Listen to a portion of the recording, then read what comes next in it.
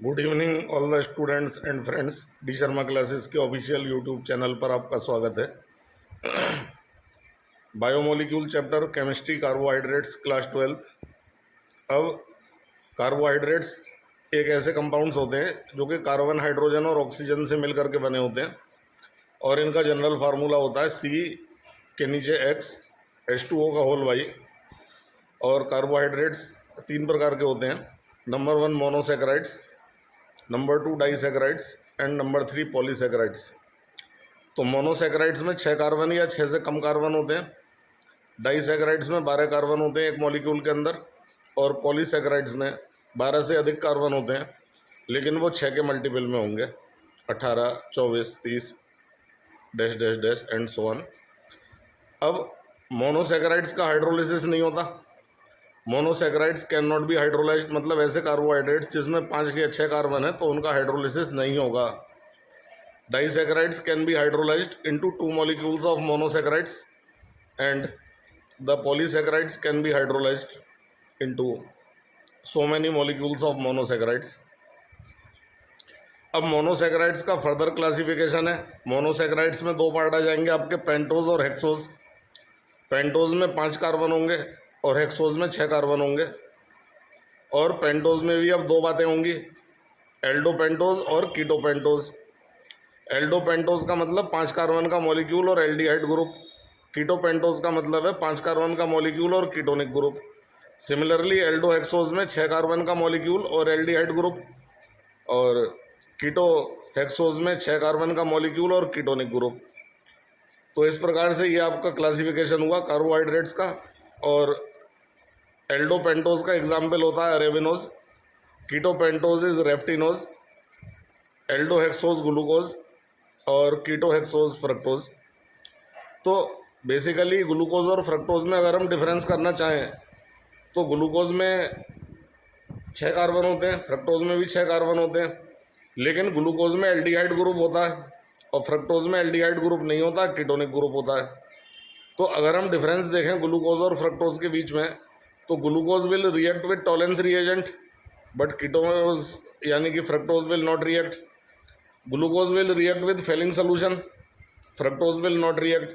तो जो basically aldehyde और कीटोन के बीच के डिफरेंस होते हैं वही डिफरेंस ग्लूकोज और फ्रक्टोज के बीच में होते हैं, क्योंकि ग्लूकोज में एल्डिहाइड ग्रुप है और फ्रक्टोज में एल्डिहाइड ग्रुप नहीं है।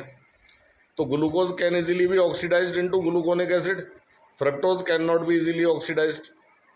और ग्लूकोज शिफ्ट रिएजेंट से रिएक्ट करता है, फ्रक्टोज नहीं करता है।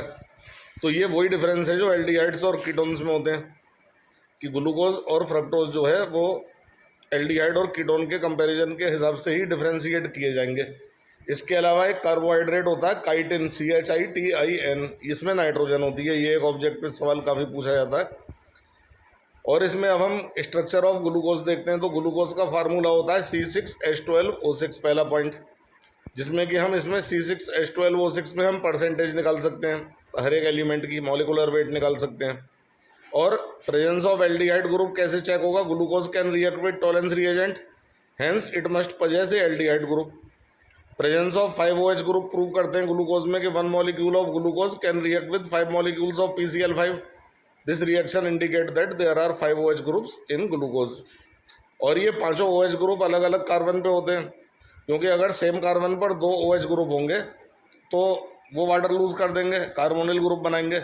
लेकिन अगर सारे OH अलग अलग कार्बन पर होते हैं तो वो हीट करने पर वाटर लूज नहीं करते।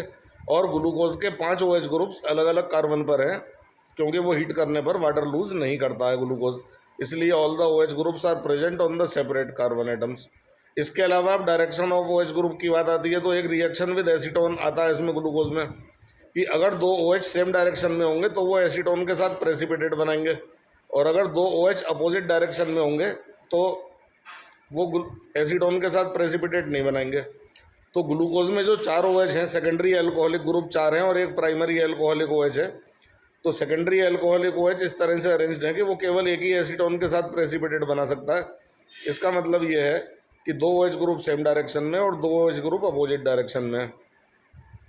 इस प्रकार से हम ग्लूकोज का स्ट्रक्चर प्रूव कर सकते हैं। और जो ग्लूकोज का स्ट्रक्चर होता है CHO, नीचे सिंगल बॉन्ड CHOH का होल 4, इसके नीचे सिंगल बॉन्ड CH2OH, ये हमारा ग्लूकोज का स्ट्रक्चर प्रूव हो जाता है।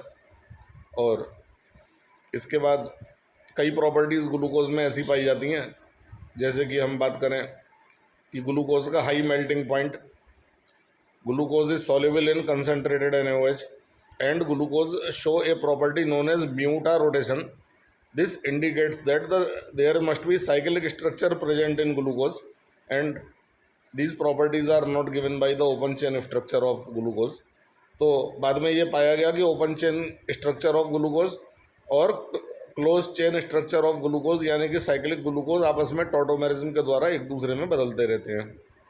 तो यहाँ से आपका कार्बोहाइड्रेट टॉपिक का बेसिक तैयार हो जाता है। और ग्लूकोज दो प्रकार का होता है, अल्फा ग्लूकोज और बीटा ग्लूकोज। अल्फा ग्लूकोज में कार्बन नंबर 1 पर H और OH इस तरह से होते हैं कि OH नीचे होता है।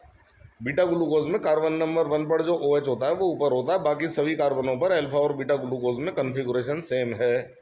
इसके अलावा यदि हम देखें कि अल्फा ग्लूकोज के दो मॉलिक्यूल अगर यूनाइट कर दें 1,4 लिंकेज से तो माल्टोज बनता है, और अगर अल्फा ग्लूकोज के बहुत सारे मॉलिक्यूल्स 1,4 लिंकेज के साथ यूनाइट कर देंगे तो स्टार्च बनता है। और अगर बीटा ग्लूकोज के बहुत सारे मॉलिक्यूल्स 1,4 लिंकेज के द्वारा हम यूनाइट कर देंगे देन सेलुलोज बनेगा। तो सेलुलोज हार्ड होता है, इनसॉल्युबल इन वाटर होता है, स्टार्च सॉल्युबल इन वाटर होता है, सॉफ्ट होता है और इजीली हाइड्रोलाइजेबल होता है। तो ये carbohydrates biomolecule class 12th chemistry का कुछ बेसिक कंसेप्ट है। इन्हें हम अपने अगले वीडियो में आगे बढ़ाएंगे। और वीडियो को लाइक और चैनल को सब्सक्राइब कर दीजिएगा अगर अच्छा लगे तो, ज़्यादा से ज़्यादा बच्चे इसका लाभ उठा सकें, ज़्यादा से ज़्यादा स्टूडेंट तक हमारी बात पहुँचे। और हमारी कोशिश यही रहती है कि अच्छे से अच्छी नॉलेजफुल बातें आपको अपने चैनल के माध्यम से प्रोवाइड की जाएँ। Thank you.